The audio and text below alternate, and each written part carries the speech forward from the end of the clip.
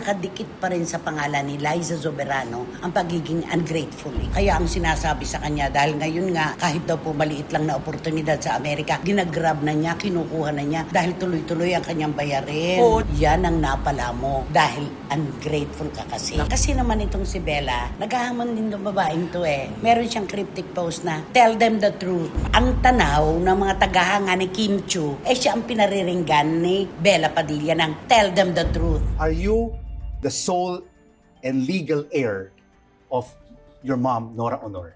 Kuya Rico, yes, I am. Ito nga pala ang ngiti ng mga ampon na walang mana. Yun naman po yung sinasabi ng mga tao eh. Na wala kayong mana, wala kayong karapatan pamanahan. Mabuti nga inampun pa kayo eh. Kaagaw na kayo ni Ian buong buhay niya. Sa kanya na lahat. Wala akong hinihingi. Wala kaming hinihingi. Wala akong inaagaw. Walang inaagaw si Matet.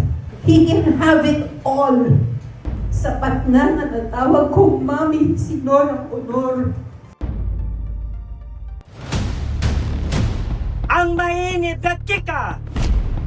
Ang mga walang prenong intriga. Ang mga pinagpipistahang kontrobersiya. Tungkol sa kanya,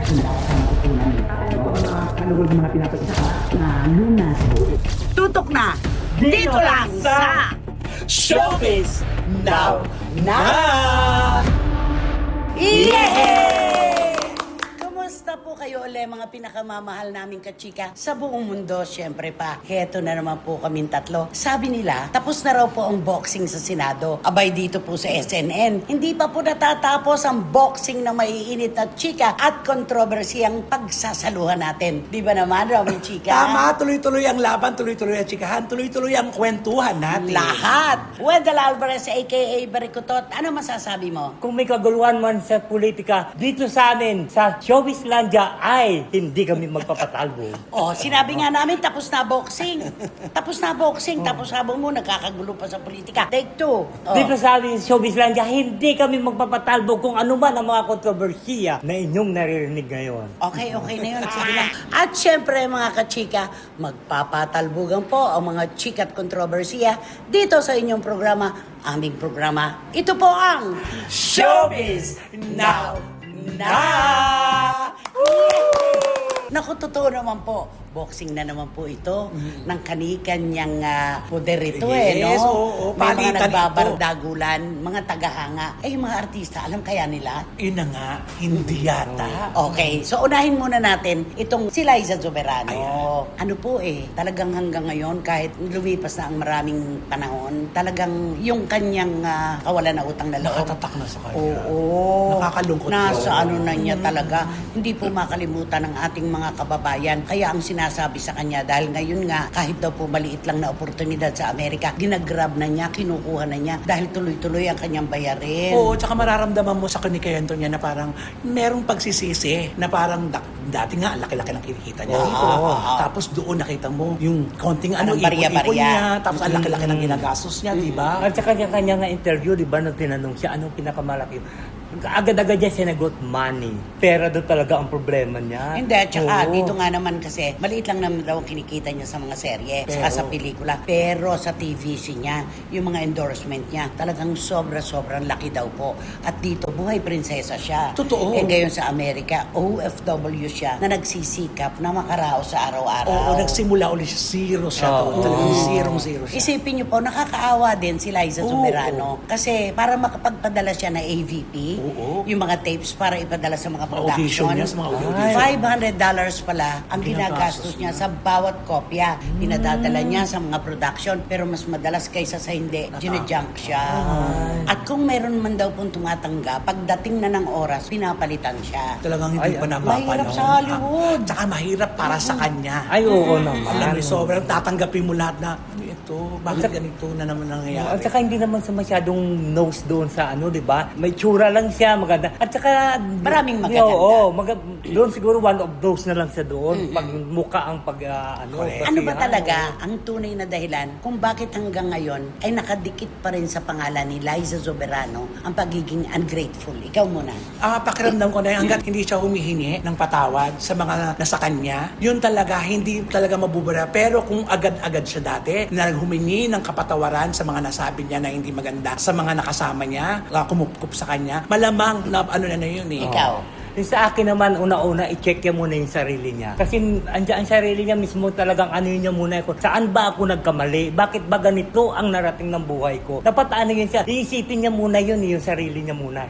Kaya ganun yung... Totoo. At saka, kita mo ABS-CBN, OG Diaz, yung tita Johnny niya.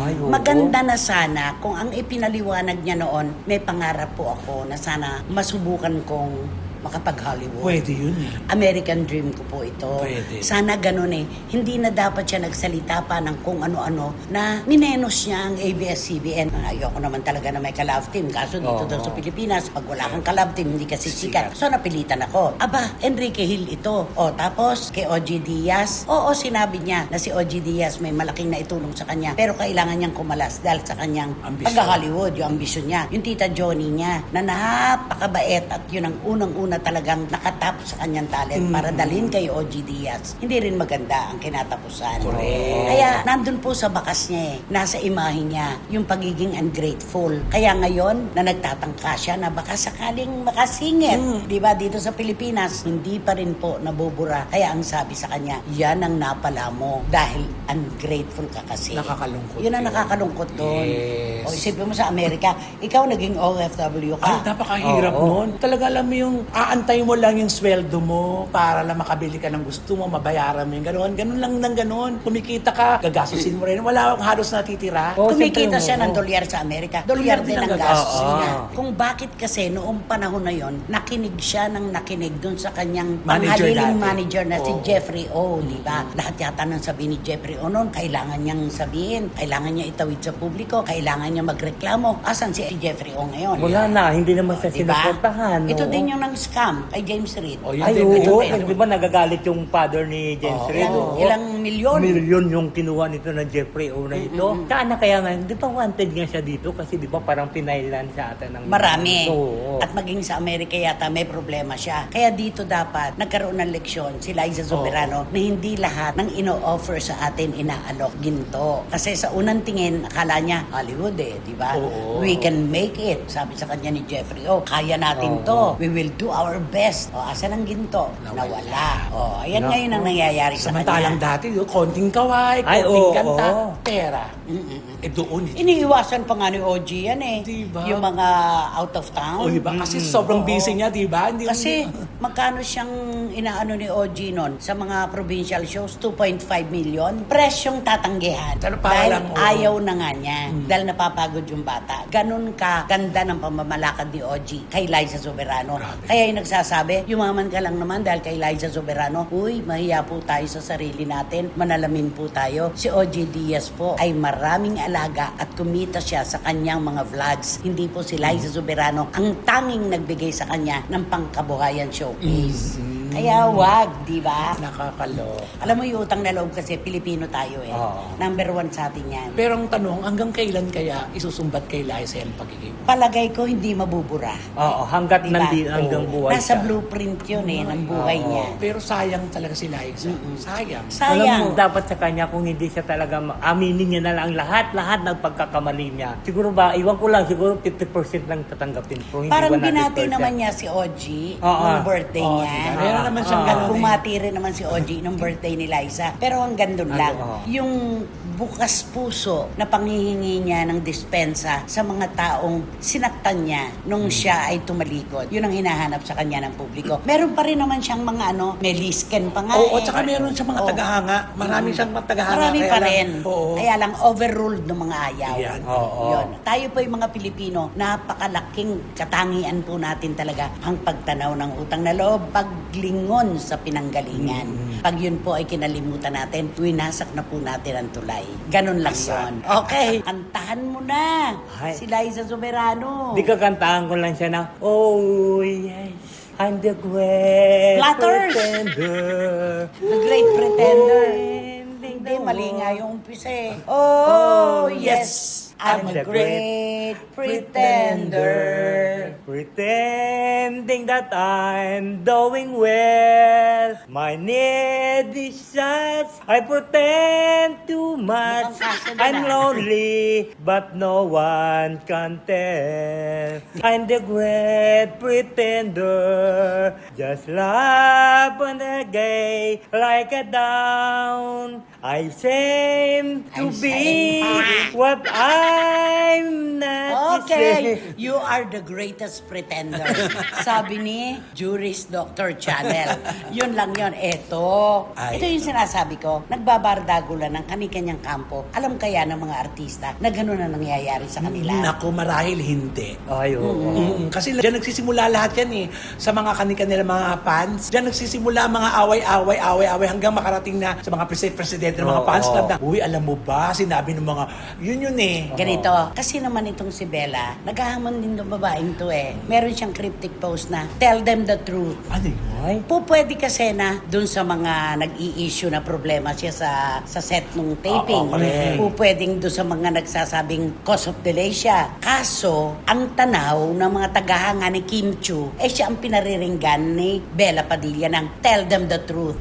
Mapaglapit din naman sa apoy si Bella eh. Kung yung ba naman eh, Kim, you please tell them the truth. Di, ang ganda. Oo, di na po siya dapat ang issue. Wala eh, ang daming gusto. Cryptic to Oo. eh. Pwede itong kahit para kaninong Kahit gusto sino, niya sabihan. oo. Pero, ang ipapalagay ng mga fans ni Kim, Siyempre, para kay Kim. na si Kim naman, Deadmatology 101. Ay, Hindi oo, siya oo. pinapansin. Ito naman ang maganda kay Kim. Alam mo, secure siya sa kanyang personalidad, sa kanyang status sa buhay. Pero, Oo. si Kim pa ba ang dapat na magpakumbaba? Siya nga ito na parang sinakop ni Bella ang kanyang kapribaduhan sa pagbubulgar ng isang bagay na dapat hinintay niya na si Kim ang magsabi. Oo, na, Totoo. Pinangunahan niya, dapat nga, siya na lang feel sorry na nga dapat siya. Oo, dapat siya O yun. yun, pero sa Diba? ginagawa niya parang, ano to, ako pa? Parang meron pa siyang gusto Tsaka alam mo, palabasin. mahihirapan talaga siya na kabugin si Kim Chiu sa puso ng publiko. Yung pagiging matulungin, mabuting anak at kapatid, lahat po yan nag-angat po kay Kim Chiu bilang artista na hindi natin masasabi na pwede kay Bella. Paano ba siya naging Padilla? Nagsasalita ba siya tungkol sa mami niya o sa mga kapatid niya? Basta nababasa ko lang siya,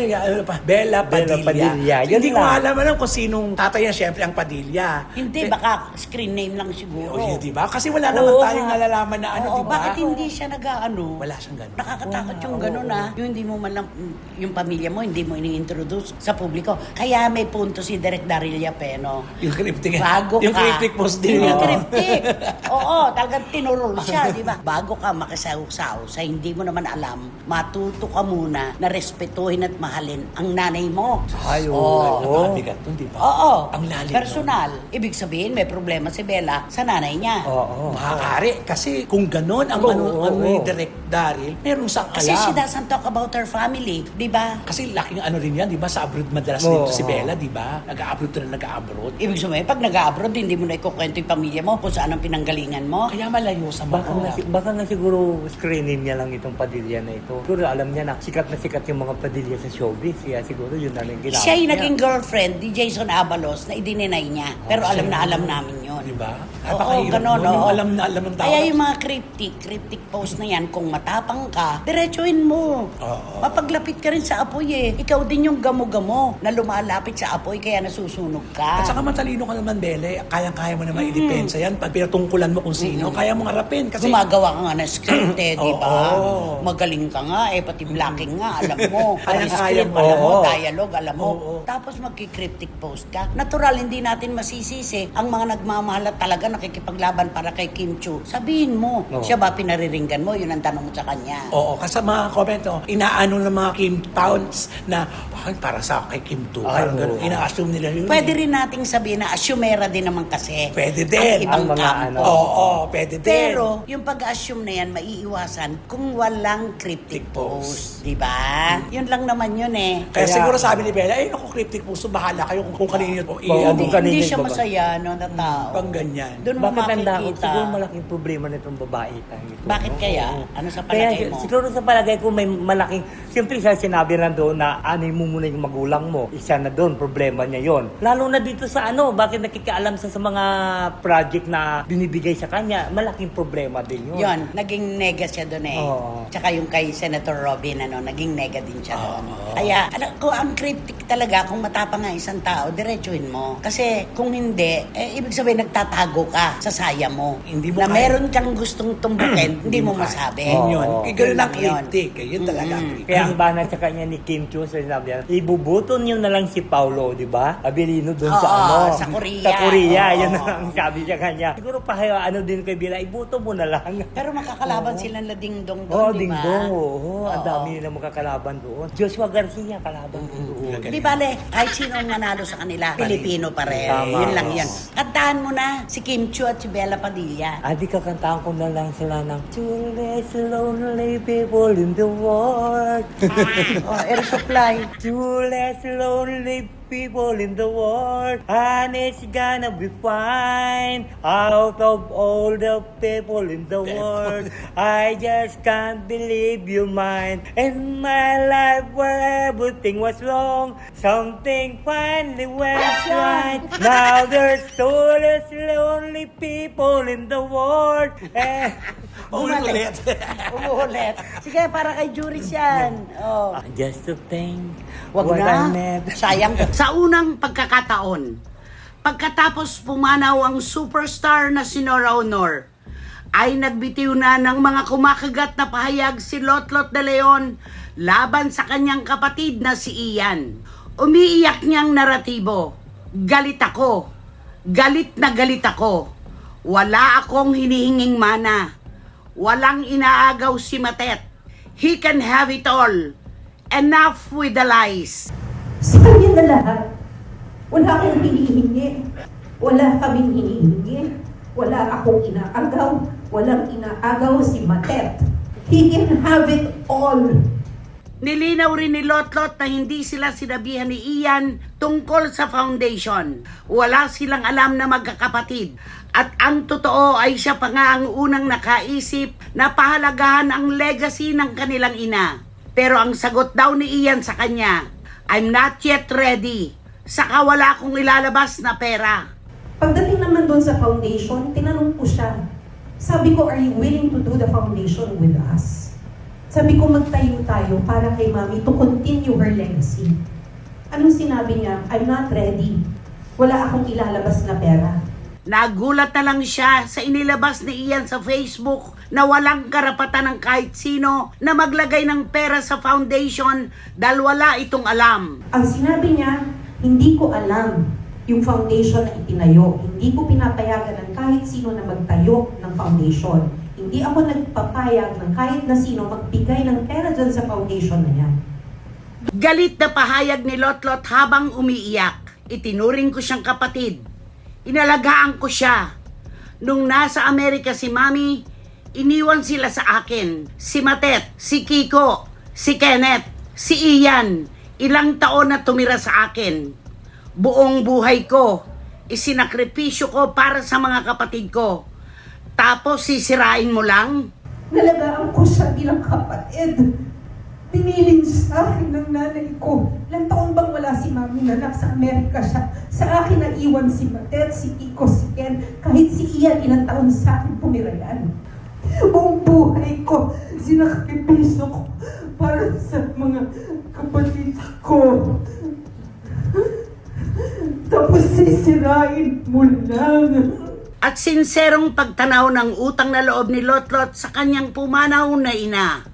Kasi para sa akin, sapat na natawag kong Mami si Nora Honor. Sapat na napalaki ako ng isang superstar. Sapat na nabigyan ako ng pangalan ni Mami. Okay, sino ba kasi yan? Sino ba yan? Sino bayan. Ito siya isang female personality. Alam mo ito, maraming nakakapuna sa kanya. Hindi naman siya masyadong magaling acting. Okay lang man yung acting niya. Tapos maano din siya. Pero ito, ang problema nito sa kanya, parang lumaki na yung ulo niya. Nalunod sa Oo. isang basong tubig. Oo, siguro ang feeling niya kasi sikat na siya. Palibhasa kasi maraming base ba yun? Kumita kasi yung pelikula. Oo, yung unang pelikula nila Correct. kumita. At marami silang sa views sa kanilang May fan, Facebook. oo. May fan views sila sa YouTube at saka sa Marami itong Facebook. ano, Marami silang Malaki following. Oo, malaki sila. Oo. Kaya ito siguro baka na na siya siguro ng Overwhelmed. Overwhelmed. At saka ito pa, kundi meron siyang meron siyang collab team. Ayun tong collab team niya nga, ina-under niya na nga itong Ay, collab team hindi niya. ba man?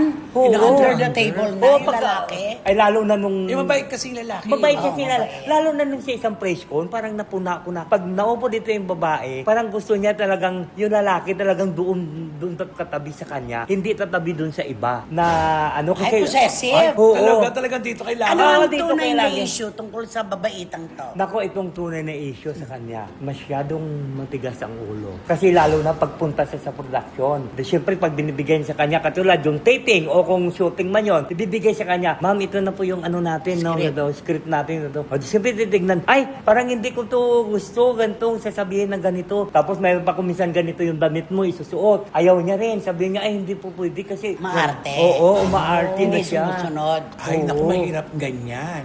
Pagkakaisahan to. Yes. Ay, may oo. mga bulong na dyan pag ganyan sa Oo. masusunod na proyekto. At saka yung isa pa kuminsan, alam mo, late siya pag dumating. Katulad yung call time. Oy. Oo, yung call time. Di ba?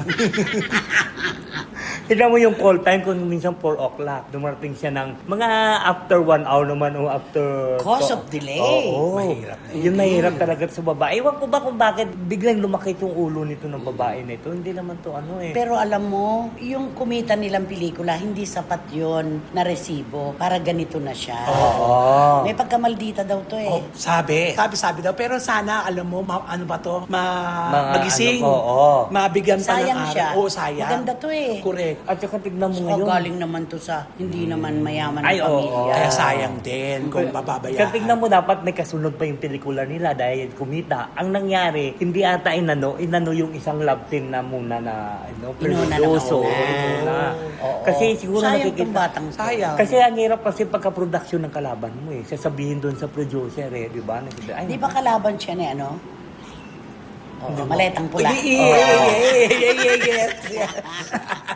kaya Sayang. ganun yung babaeng Sayang ito. siya. eh. O, magbigay ka na ng clue. Basta ito siya, ang pangalan niya, may katunog ito na isang bansa. Okay, ako Ikaw muna. na. Ah. Di ba yung sa maletang pula ito? Oo. Ah. Totoo. Oo. Ako na lang magsisigaw Sige, nun sige, sa'yo. sige. Hindi siya si O.G. Diaz. Ayan na. Hindi rin siya si Gloria Kaya Diaz. diya.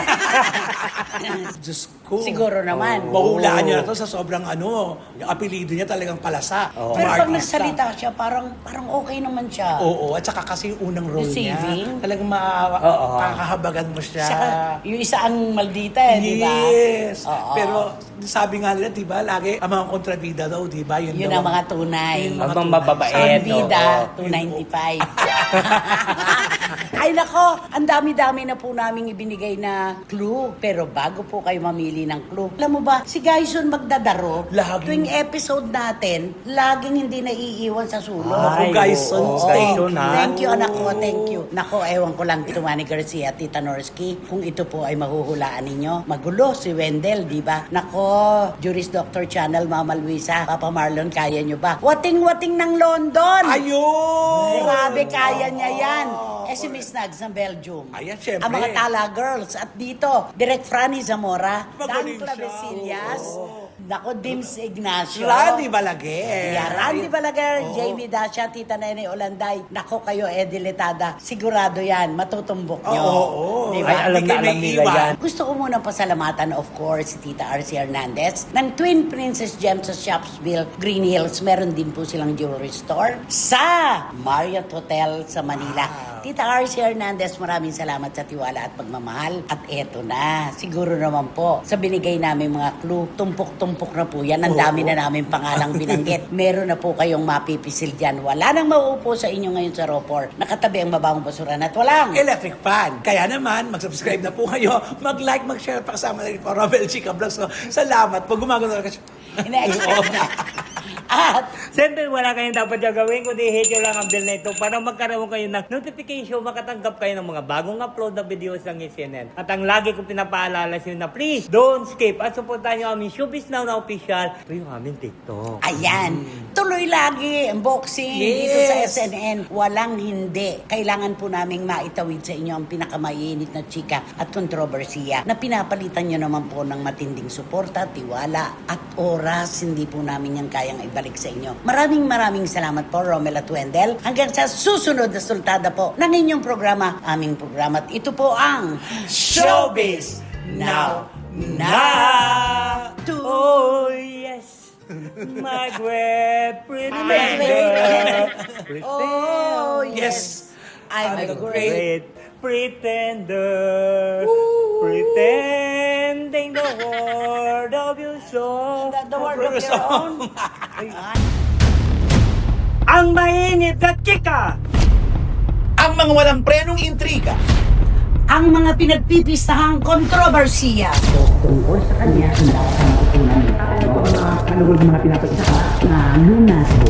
tutok na dito lang sa Showbiz Now na!